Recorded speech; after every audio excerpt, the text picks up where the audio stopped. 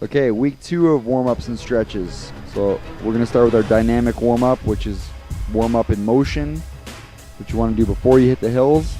And our first move here is getting a low squat. You got to keep your heels flat on the floor, and you're just going to be reaching each arm up overhead over and over and over again. You'll feel that stretch all the way up the side of the body.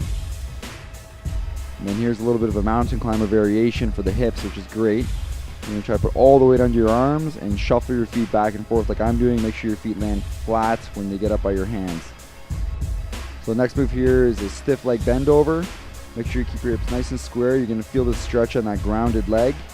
And go down, touch your fingertips, trying to lose balance, and then switch sides and go again for about 15 pulses each side. And here we have our standard leg swings, typical of a jogging warm-up. You're going to swing legs to the side to open up the hips, switch legs. Try to keep your bottom foot planted firmly on the ground, and just swing as far as you can for about 15 aside. And then you're going to switch to forward-backward swings. And again, all this is to warm up the hips and hamstrings and quads for snowboarding or skiing. And again, switch sides. Get up as high as you can.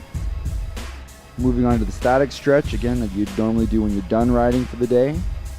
We're going to hold every one of these moves for about 20 to 30 seconds. Swing your front foot firmly planted on the ground and drop your opposite elbow and then just reach to the sky and make sure your eyes are staring right up at your hand. And that'll stretch out the back and all your hamstring and glutes. And here we're going to cross our leg and go down for a hamstring stretch. You're going to feel this on the back leg. Just let your body go limp and let gravity do the work. And of course, switch sides and do it again. If you want to get more intensity, you can push your front leg into your back leg. And here, get a really wide stance. Get weighted on the heels and reach back as far as you can through the legs. And you're going to transition from side to side. Again, make sure you hold each of these for 20 to 30 seconds. You want a quad stretch, which is on the front of the leg. So you're going to try to grab your foot with both hands. And again, this is a pretty good balance test as well. You're going to switch sides and attempt to do this without having to hop around at all. And again, trying to stretch out the back. You're going to get on your knees and try to walk your fingers like you see me doing to really get a stretch up one side of the body.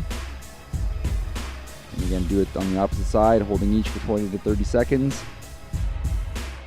And last is going to be a glute stretch here. You can see me pointing.